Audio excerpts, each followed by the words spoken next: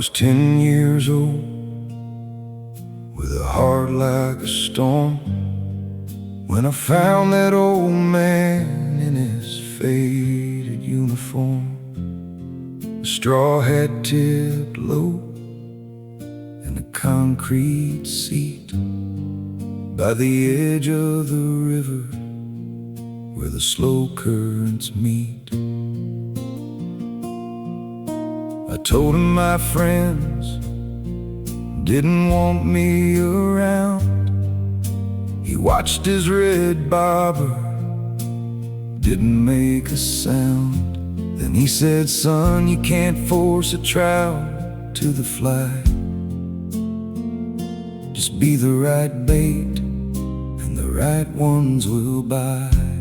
And he'd talk about patience and the strength of the line, how the big ones take work and the work takes your time. 60 years on that dock, through the frost and the sun, teaching me life while he waited for one.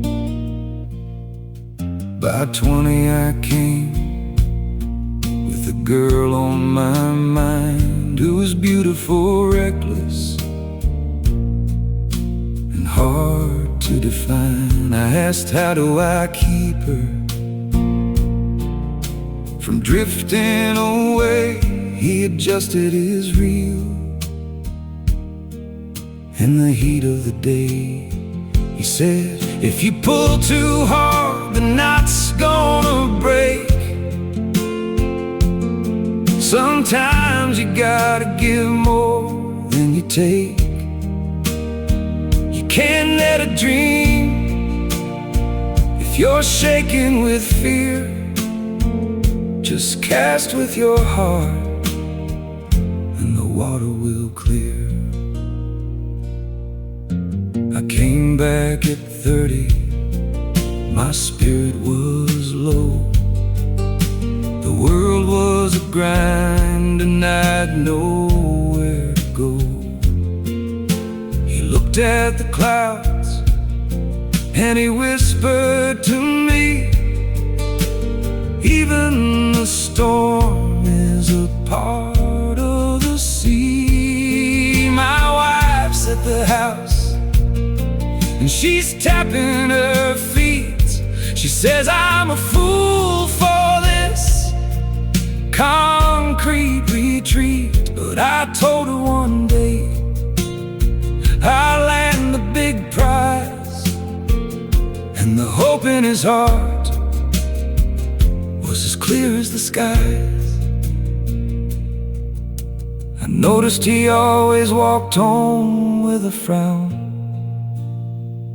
with a bucket as empty as a ghost of a town. His wife would be waiting, her arms on her chest, disappointed again at his lifelong quest. I thought it was noble, the pursuit of the catch,